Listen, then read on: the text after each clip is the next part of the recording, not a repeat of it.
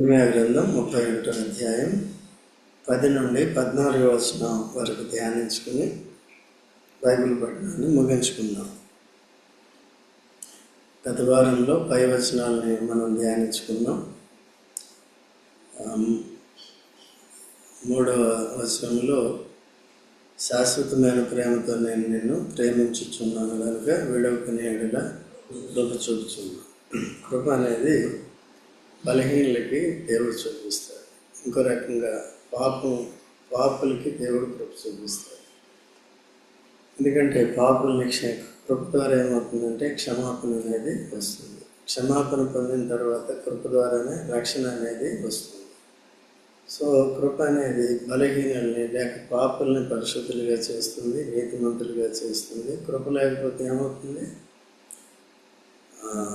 మనకి క్షమాపణ అనేది రాదు. లేకపోతే తప్పు చేసినప్పుడు మళ్ళా క్షమాపణ పొంది ప్రభుతో సహవాసం కలిగి ఉండాలంటే కూడా ఏముండాలి? కృప అనేది ఉండాలి. అందుకనే మన దేవుడు కృప కలిగిన వాడు కనుక ఒకవేళ నేను తప్పులు చేసేసాను, అపవిత్రాలను అయిపోయాను, ఇంకా నా ఆత్మీయ జీవితం పతనం అయిపోయింది అనుకోవడానికి లేదు.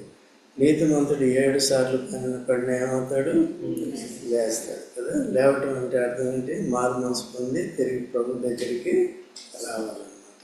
తప్పిపోయిన కుమారుడు కూడా అట్లా వస్తే తండ్రి ఏం చేశాడు? ఆయన్ని అంగీకరించి ఆ పూర్వస్థితి తనకి ఇచ్చాడు. కూలివాడిగా వస్తాననుకున్నాడు, కుమారుడిగానే చేర్చుకున్నాడు కదా. కోల్పోయిన ఘనత గౌరవాలన్నీ కూడా పొందాడా లేదా? తిరిగి సంతోషం వచ్చిందా లేదా? అట్లా పాపంలో ఉంటే మనకి శ్రమ ఉంటుంది, ఆదరణ ఉండదు, దేవుని యొక్క తోడుండు, సహాయం ఉండదు. ఈ లోకంలో దేవుడు మనకి ఎంతైనా అవసరం కాబట్టి కృపను పెట్టాడు. ఆ కృప ద్వారా మనం తప్పులు చేసినప్పటికీ వెంటనే ఏం చేస్తాడు? క్షమిస్తాడు. అయితే కృపను లోకు కట్టు, కృపను లీనియంట్గా చూడకూడదు. కృప ఉంది కాబట్టి నా ఇష్టానుసారంగా చేస్తాను, పడతాను, లేస్తాను అనుకోకూడదు. ఓకే, ఎప్పుడు కూడా పసిపిల్లలాగే ఉంటాం. ఈరోజే వాక్యం మధ్యాహ్నం నేను ధ్యానించినప్పుడు నాజీరు చేయబడినవాడు 10 సంవత్సరాలు తన నాజీరత్వాన్ని, పరిశుద్ధతను కాపాడుకొని పాపం చేసినప్పుడు, శవాన్ని ముట్టినప్పుడు, ఇంకోటి తప్పు చేసినప్పుడు, లేకపోతే ద్రాక్షారసం తాగినప్పుడు ఏమో పడిపోతుంది. పడిపోయినప్పుడు మళ్ళీ ఫ్రెష్ స్టార్ట్ అవుతుంది. ఆ 10 సంవత్సరాలంతా ఆ పరిశుద్ధత ఏమైపోయింది? పోయింది. అందుకనే రోజు నూతనంగా అంటే అదే స్థితిలో ఉండకుండా ఏం కావాలి? డే బై డే ఇంక్రీజ్ అవ్వాలి. అందుకనే యేసుక్రీస్తు ప్రభు కూడా, యేసు ప్రభు గురించి ఏముంది? యేసు ప్రభు దేవుని దయందును మనుషుల దయందును వర్ధిల్ల. అట్లాగే సమయాల గురించి కూడా తెలుసా? సమయాలు 2:52 ఉంటుంది. 2:52 చూడండి. సమయాలు, మొదటి సమయాలు 2వ అధ్యాయము 52-42 చూడండి. ఆఖరిలో ఉంటుంది.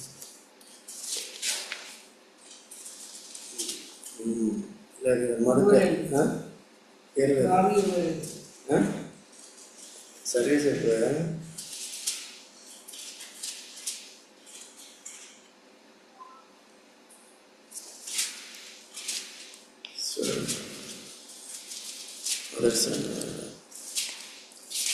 మొదటి సమయాలు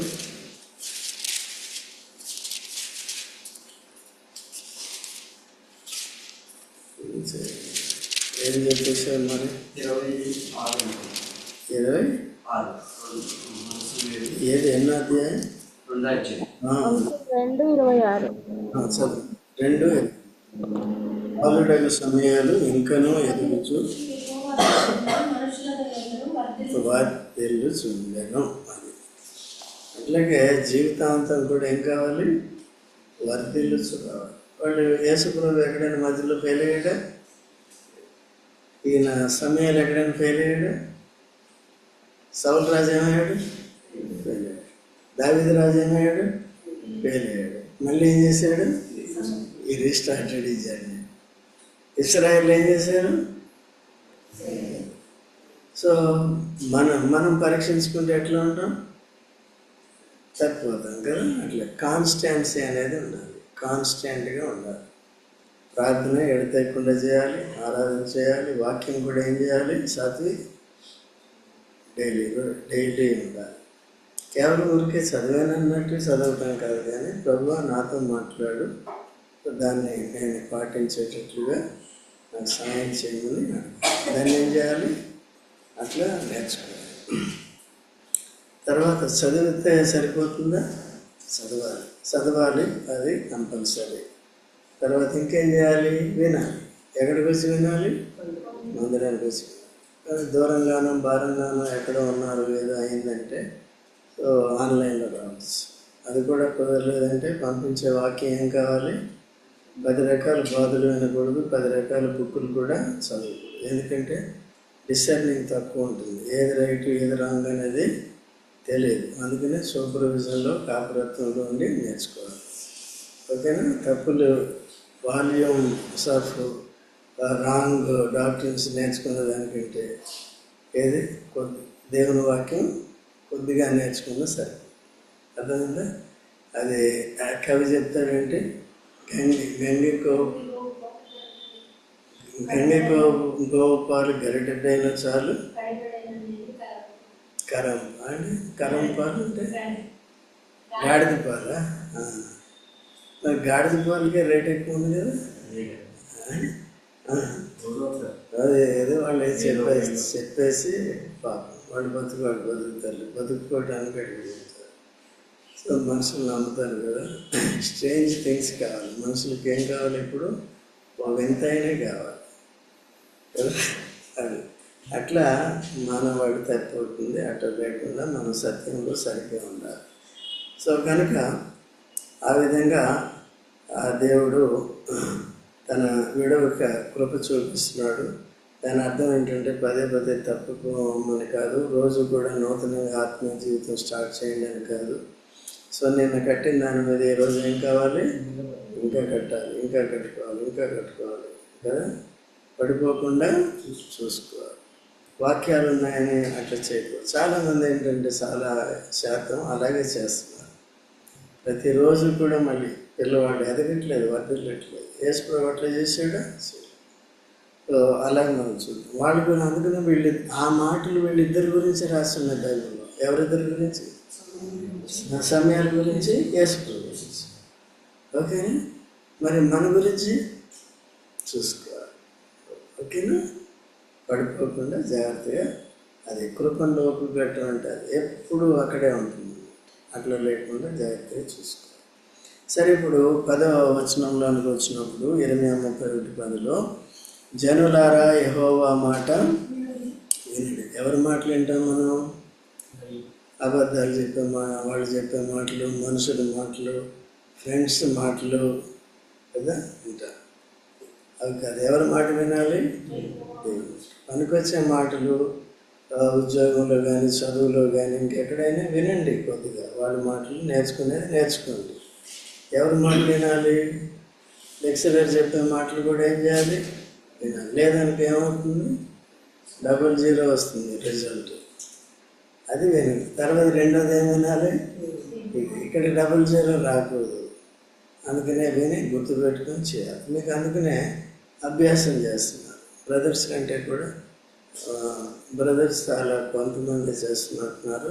సిస్టర్స్ మాత్రం చాలామంది గుర్తుపెట్టుకుంటున్నారు. ఈవెన్ వీకెండ్లో కూడా అడిగితే వాళ్ళు ప్రార్థనలో గుర్తు చేసుకుంటారు. మీరు కూడా అట్లా అభ్యాసం చేయాలి. ఓకేనా? అది అట్లా మెచ్యూరిటీలోకి వస్తారు. సో దయచేసి ఆ విధంగా చూసుకుందాం. ఇక్కడ 10వ వచనంలో ఏముంది? యెహోవా మాట వినుడి. వింటావా? ఎవరి మాట? వినుడి. తర్వాత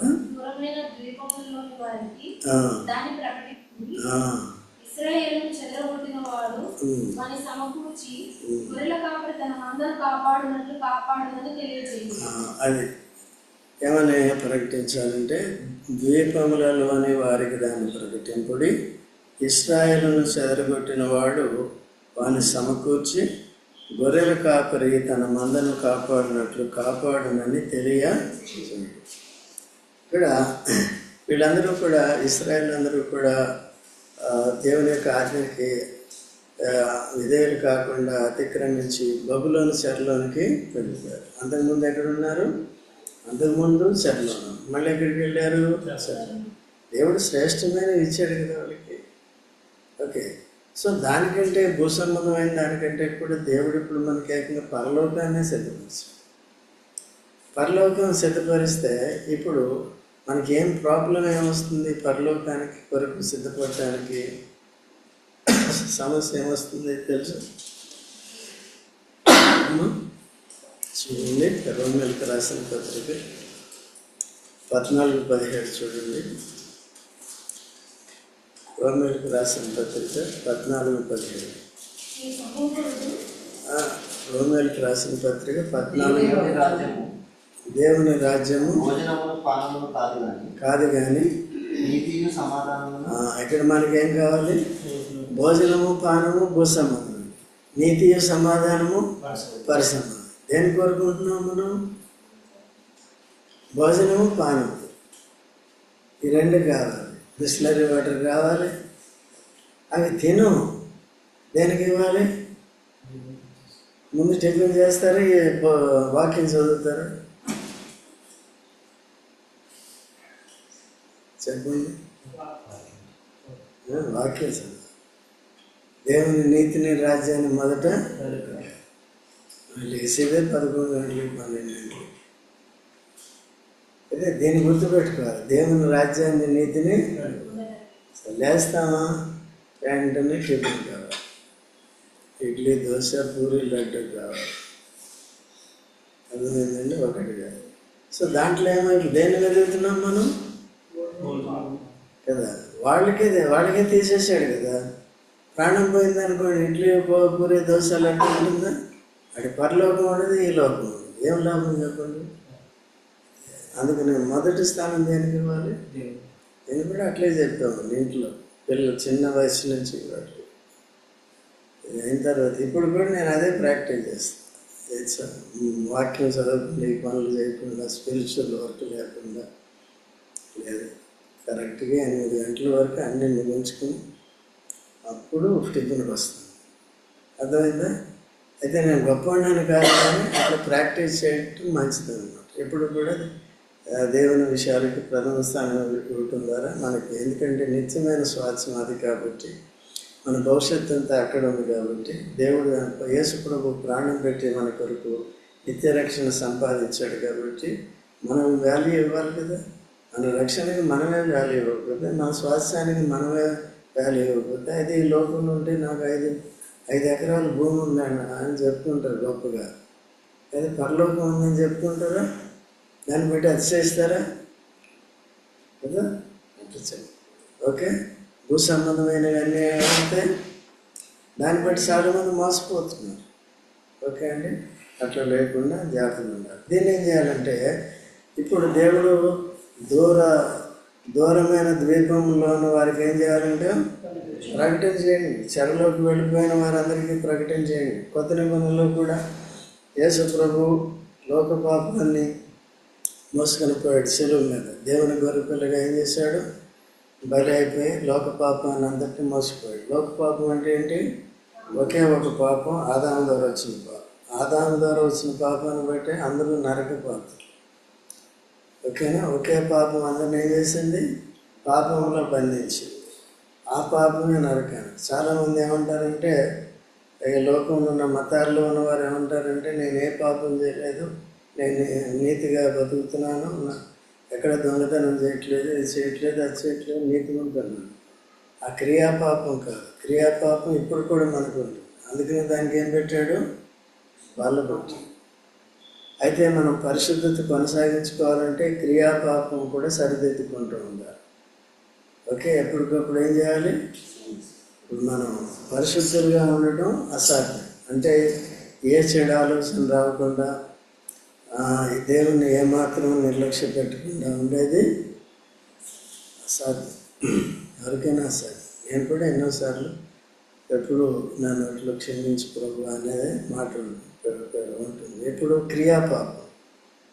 ఓకే, జన్మ పాపం నుంచి ఎలా విడిపించాడు మనం.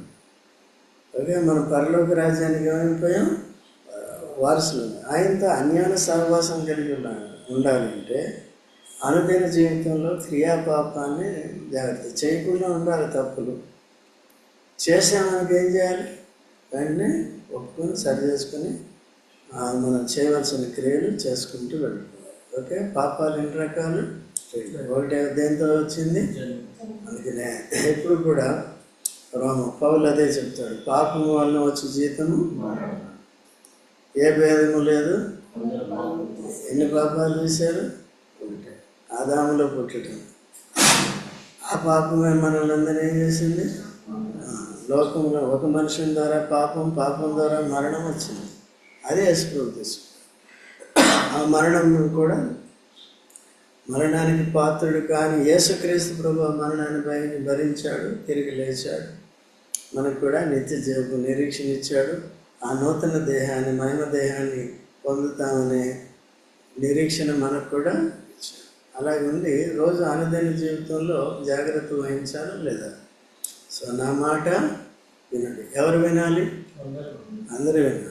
అందరూ అంటే చెరలో ఉన్నవారు వినాలి, పాప బంధకాల్లో ఉన్నారు. లేకపోతే ఇప్పుడు క్రీస్తులో ఉన్న మనం నిర్లక్ష్యంగా ఉంటున్నవారు ఏం చేయాలి, వినాలి. ఇప్పుడు చెప్పే మాటలు వినాలి, క్రీస్తు మాటలు కాదు, ఇప్పుడు చెప్పే మాటలు వినాలి. ఏం చేయకూడదు, 11 గంటలు నిద్రపోకూడదు. ఎప్పుడు లేవాలి, కనీసం సూర్యుడు ఏం చేస్తున్నాడు, సూర్యుడు వచ్చిన వెంటనే అంటే ముందే లేచిపోవాలి. అతను ఎప్పుడు పడుకోవాలి, ఇవన్నీ అయిపోయినాయి అంటున్నాడు సురేష్. కాబట్టి జాగ్రత్తగా ఉండండి. అర్థమైందా, వినాలి. లేకపోతే ఎక్కడ ఉన్నట్టు, చెరలో ఉన్నట్టు. చెరలో ఉండకూడదు, తప్పులు చేసే జాబితాలు ఉండకూడదు, విడుదల పొందాలి. సరే, కాబట్టి ఏమైంది, ఇశ్రాయేలుని చెదరగొట్టిన వాడు సమకూర్చి గొర్రెల కాపురి తన మందను కాపాడినట్లు. కాబట్టి మనం అందరం కూడా పాపంలో ఉండగా యేసుక్రీస్తు ప్రభు అందరి పాపాన్ని తానే సెలవులో పరిహరించి విశ్వాసం ద్వారా కృప చేత జన్మకర్మ పాపాలన్నీ క్షమించాడు. జన్మ పాపం పోయింది, కర్మ పాపం అప్పుడప్పుడు కూడా అంటే అంత అధికమైన స్థాయిలో ఉండదు. నిజంగా మారుమనసు పొందిన వాడికి అప్పుడప్పుడు కొన్ని తప్పులు జరుగుతుంటాయి, వాటిని కూడా వెంటనే ఏం చేయాలి, సెట్ చేసుకోవాలి. లేదు అలాగే కొనసాగుతుంటే నిర్లక్ష్యంగా కుటుంబంలోకి బట్టి ఏమవుతుంది, శరీరంలోనే శిక్ష ఉంటుంది. అలా శరీరంలోనే శిక్ష ఉంటుంది. ఎందుకు శిక్ష పెడతాడు, పాపం జోలికి పోకుండా జీవించడానికి, పరిశుద్ధంగా ఉండటానికి, ప్రభుని సేవించడానికి అట్లా పెడతాడు. అందుకని సరి చేసుకుంటూ రావాలి.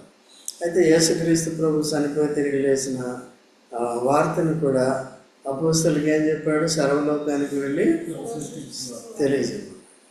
ఇది ఎవరైతే యేసు ప్రభుని నమ్ముతారో యేసు ప్రభు వారికి ఏమవుతాడు, కాపరి. స్థానిక సంఘంలో కూడా ఈ సిస్టమ్ను పెట్టాడు కదా. కొంతమంది కాపర్లను పెట్టాడు, బోధకులను, సువార్థికులను పెట్టాడు. ఫస్ట్ సువార్థికులు, తర్వాత కాపర్లు, తర్వాత ఎవరు, బోధకులు ఉన్నారు కదా. ఎఫ్ఎస్సి 4:11 ఉంటుంది. ఎఫ్ఎస్సి 4:11 త్వరగా చదవండి. ఎఫ్ఎస్సి 4:11 విశ్వాస విషయంలోను, దేవుని కుమారుని కూర్చొని జ్ఞాన విషయంలోను పొంది సంపూర్ణ ఆత్మీయ జీవితంలో పరిపూర్ణ పురుషులం కావాలి. ఇప్పుడు శరీర విషయంలో అయిపోయాం, ఇంక ఎదుగుదల లేదు. 22 years వరకు ఎదుగుతున్నారు, అక్కడ ఏమవుతుంది, అంతే పొట్టోడు పొడుగోడు అంతే. తర్వాత కానీ ఆత్మీయ జీవితంలో కూడా సంపూర్ణ స్థాయిలోకి వెళ్ళిపో. అంటే యేసుక్రీస్తు ప్రభువు అంత స్థాయిలోకి వెళ్ళిపో, ఆయన 100 ఎదిగినవాడు. తర్వాత అనగా క్రీస్తునకు కలిగిన సంపూర్ణత, అది మన స్టాండర్డ్. కదా, ఇంకెవరిని పెట్టుకోకూడదు. ఓకే. తర్వాత సంపూర్ణత అవు వరకు ఆయన ఇలాగ నియమించింది. పరిశుద్ధులు సంపూర్ణులు అవునట్లు క్రీస్తు శరీరం ఇది సంపూర్ణులు అవడానికి సంఘాన్ని ఇవన్నీ ఇచ్చాడు. ఊరికే ఆటలు పాటలు మాటలు ఏదో వెళ్ళిపోవటం టైం పాస్ కాదు. ఇది సంపూర్ణ స్థాయిలోకి రావాలి. తర్వాత ఆయన కొందరిని అపోస్తలు గాను ప్రవక్తలు గాను సువార్తికులు గాను కాపర్లు గాను. అపోస్తలు ప్రవక్తలు అయిపోయినాయి. ఇప్పుడు ఏముందండి? సువార్తికులు, కాపర్లు, ఉపదేశకులు. అది అంతే. ఉపదేశకులు ఉద్యోగం చేసుకుంటాం, మెసేజ్ చెప్తాం కదా, వాళ్ళు కూడా చెప్పాలి. కాపర్లు అంటే మొత్తం సంఘాన్ని అంతటిని కూడా చూసుకోవాలి. ఇక్కడ అన్నీ చూసుకోవాల్సి వస్తుంది. ఓకే. యేసుక్రీస్తు ప్రభు కూడా మంచి కాపరిగా ప్రాణం పెట్టాడు. తర్వాత ఇప్పుడు ఆత్మల కాపరిగా ఇక్కడ ఆయనే. ఒక ఆయన యెరూషలేము నుండి ఎరుకకు వెళ్తూ కొట్టబడితే ఆయన యేసు ప్రభు ఏం చేశాడు?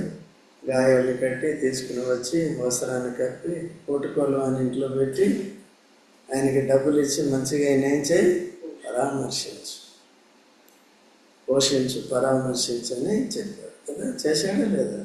అంటే ఇప్పుడు ఆత్మల కాపరి, ప్రధాన కాపరి ఎవరికి అప్పచెప్పాడు? మానవ కాపరి కాదు. నేను వచ్చే వరకు కూడా నువ్వు మంచిగా చేయి, ఈ 2 రూపాయలు తీసుకో, వచ్చాక మళ్ళీ నీకు ఎక్కువ ఎంత కష్టపడ్డావో ఎంత ఖర్చు పెట్టావో అంతా నేను మళ్ళీ ఇస్తాను. అట్లా మంచి కాపరికి ఈ లోకంలో చేస్తే ఇక్కడ ఇస్తాడు జీవనోపాధి కొరకు, మళ్ళీ వచ్చిన తర్వాత కూడా ఏముంటుంది? బహుమానం. సో మీరు కూడా ఆ పని చేయొచ్చు. ఆత్మల్ని తీసుకురావటం కానీ, వాళ్ళని ఆదరించడం, ప్రోత్సహించడం కానీ. అట్లా బర్నబా ఎవరిని తీసుకొచ్చాడు? పౌల్ని తీసుకొచ్చాడు కదండి. అట్లా పౌల్ ద్వారా ఏమైంది? దేవుని రాజ్యం ఎంతో విస్తరించింది. ఎన్నో ఆత్మలు వచ్చాయి. సంఘాలు, స్థానిక సంఘాలని కడుతూ వచ్చాయి, స్థాపిస్తూ వచ్చాయి. అట్లా జాగ్రత్తగా చూడాలి. వింటున్నారు? కాబట్టి ఈనాడు కూడా ఏమవుతుందంటే ప్రకటింపబడుతుంది. బంధకాలు ఉన్న వారంతా సువార్త ద్వారా విడుదల ఉండాలి. విడుదల పొందిన తర్వాత సంఘంలో ఏముండాలి? సువార్థికులు సువార్త చేస్తున్నారా లేదా మీరు? అట్లా ఇంకెవరు ఉండాలి? కాపాడు. ఇంకెవరు ఉండాలి? ఉపదేశకులు. అట్లా పరిచర్య ధర్మం జరగాలి. మన క్షేమం కొరకు మనం కూడా సంపూర్ణ స్థితిలోకి రావాలి. తర్వాత ఏముంది?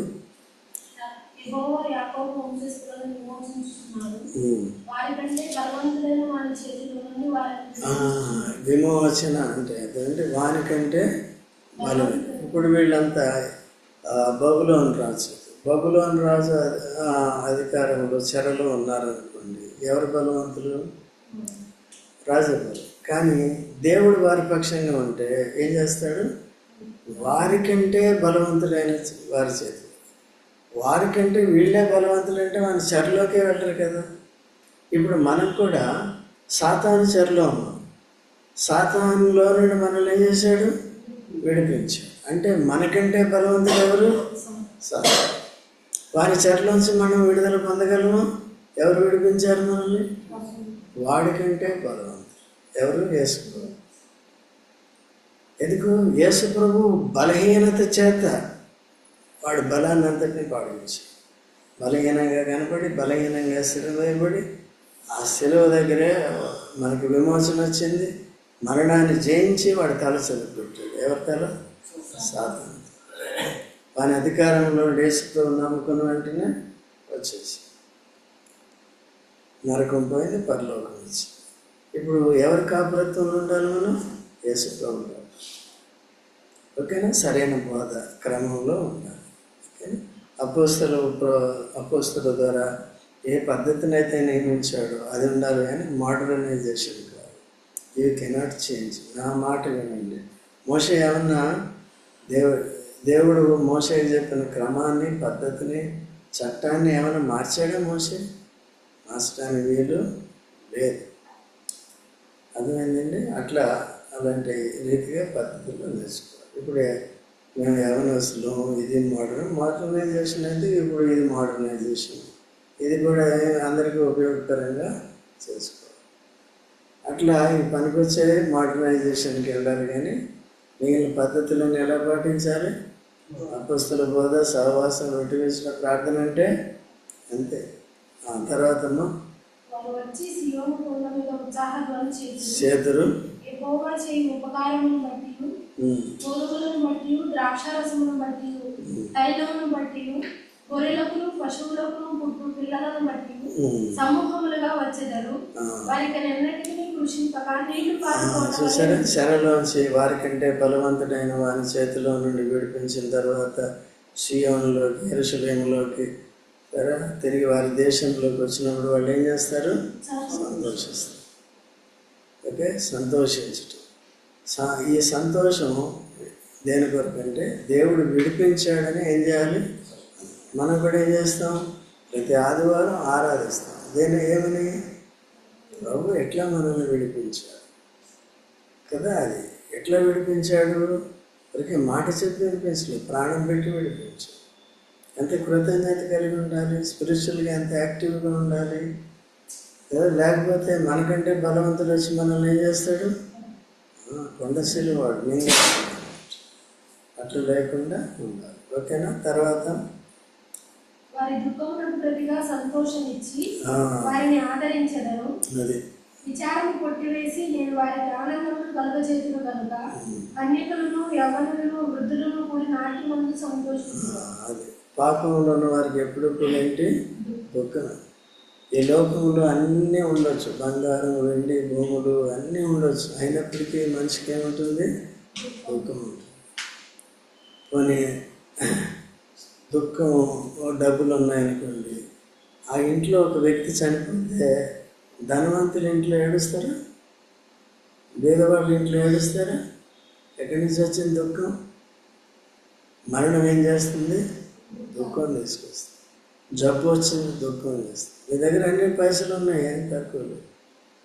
ఏం చేస్తుంది? కొంతమందికి ప్రాణాంతక రోగాలు వస్తుంటాయి. అది పెద్ద ఇంట్లో వస్తుంది, చిన్న ఇంట్లో వస్తుంది.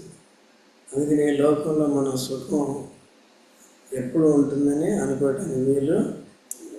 అయితే మనం విడుదల పొందిన తర్వాత దేవుడు వాగ్దానం ఏంటంటే, మీ దుఃఖాన్ని ఏం చేస్తాను? నేను సంతోషంగా మారుస్తాను. యెషయా గ్రంథంలో కూడా ఉంది కదా, 61వ అధ్యాయం 60వ అధ్యాయంలో ఉంటుంది. తర్వాత చూద్దామా.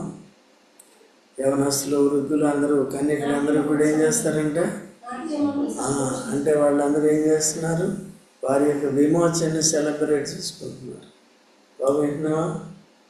ఎవరు? యవనస్తుల, వృద్ధులు, కన్యకలు, యవనస్తులు అందరూ కూడా ఏం చేస్తున్నారు? They are celebrating their deliverance అదే. వారికంటే బలవంతుడైన వాళ్ళ నుండి అదే మీరు కూడా ఏం చేయాలి? ఆరాధన చేయాలి. ఆదివారం వచ్చి వారం అంతా విమోచన అనుభవం కలిగి ఉన్నాను అని అందరూ చేయాలి. స్త్రీలు, పురుషులు, వృద్ధులు, రక్షణ పొందిన వారంతా, విమోచన పొందిన వారంతా ఏం చేయాలి? చేయరే? ఏం చేయాలి? ఇంటి దగ్గర చేయరే? చేయాలి. ఇంటి దగ్గర చేస్తున్నారు లేదా? చేయాలి. తర్వాత ప్రభుతో యాజకులను సంతోషపరచదను. నా జనులు నా ఉపకారములను తెలుసుకొని తృప్తి నొందుదురు. ఇదే యెహోవా వాక్కు. అంటే ప్రభుత్వ యాజకులు సంతోషించేదంటే తిరిగి దేవుని మందిరంలోకి ఏమొస్తాయి? బలులు వస్తాయి. బలులు వచ్చినాయనుకో ఏమొస్తుంది? ఒక జబ్బా, ఒక బోర ఎవరికి పోతుంది? యాజకుడు. బోర అంటే ఒక జబ్బా ఎవరికి వస్తుంది? అది లేదనుకో ఏమవుతుంది? యాజకుడి పని జబ్బా, బోర్లు మీరే తినేస్తున్నారు చాలామంది. కాబట్టి ఎవరిది ఏమంటున్నాడు? నేను యాజకుల్ని కొవ్వుతో, ప్రభు తృప్తికి గుర్తు. యాజకులు చేసిన సేవకి ఏం చేస్తాను? నేను వాళ్ళని తృప్తిపరుస్తాను. యాజకులు ఎందుకంటే పనులు చేసుకోకూడదు కదా, దేవాలయాన్ని కనిపెట్టి ఉండాలి కదా, అట్లా. కాబట్టి మిగిలిన వారు ఏం చేస్తారు? చేస్తారు. ఆ విధంగా అందరూ కూడా బలులు తీసుకొస్తారు. సో బలులు ఇచ్చిన వారిని కూడా దేవుడు ఏం చేస్తాడు? సో కాబట్టి ఈ జాగ్రత్త మనం కలిగి ఉండాలి. చెరలో నుంచి విడుదల పొందిన మనం తిరిగి చెరలోనికి వెళ్ళకుండా దినదినం భద్రపరుచుకుంటూ వాక్యాన్ని చదువుకుంటూ వాక్యాన్ని నేర్చుకుంటూ సంఘం ద్వారా చేయవలసిన ప్రార్థన, ఆరాధనలు, స్తుతులు చేయాలి. సువార్త కూడా చేయాలి. ఎవరు ప్రకటిస్తారు? అపోస్తలులు లేరు. ఇప్పుడు ఎవరు ప్రకటించాలి? ప్రతి స్థానిక సంఘం. ఇప్పుడెక్కడో భూదిగంతానికి వెళ్ళక్కర్లేదు, కానీ నువ్వు ఉన్న దగ్గరే చెప్పాలి. ఓకేనా? సో కాబట్టి ఆ విధంగా ఉండాలి. సరిగ్గా తీర్మానం చేసుకుని ఆ విధంగా ఉన్నాం. ముగించుకున్నాం.